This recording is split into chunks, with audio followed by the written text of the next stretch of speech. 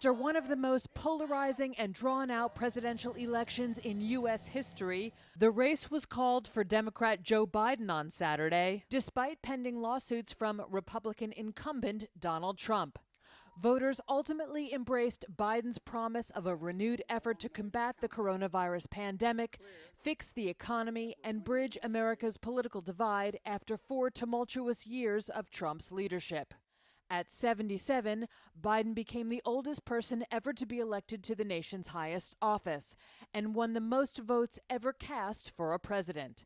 Winning the White House would be the pinnacle for any politician, but it's particularly special for Biden, says Reuters political correspondent James Oliphant. This is his 47th year in politics. He run for president 3 times. He really never got out of the starting gate the first 2 times.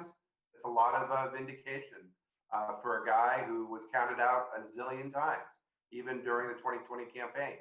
Biden's victory was driven by strong support from groups including women, African Americans, white voters with college degrees, and city dwellers, and he was comfortably ahead of Trump in the nationwide popular vote.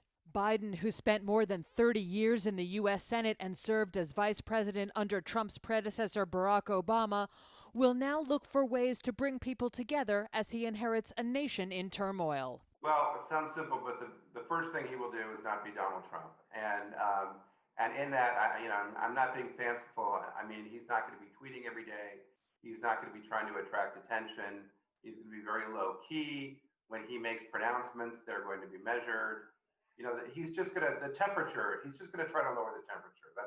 That's going to be his first move. Just not being so omnipresent in people's lives. He brings with him running mate Kamala Harris, who is the first woman, the first Black American, and the first American of Asian descent to become vice president.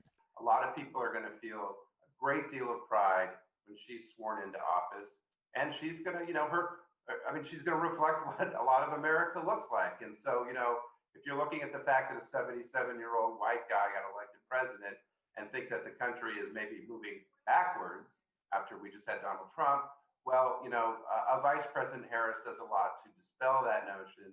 A U.S. Senator from California, Harris has a track record of shattering glass ceilings. She served as San Francisco's first female district attorney and was California's first woman of color to be elected attorney general. Biden has said his first priority as president will be developing a plan to contain and recover from the pandemic, which has killed more than 230,000 people in the U.S. and cost millions more their jobs. He has promised to improve access to testing and, unlike Trump, to heed the advice of leading public health officials and scientists. Notwithstanding legal battles ahead, Biden and Harris are due to be sworn into office on January 20th, 2021.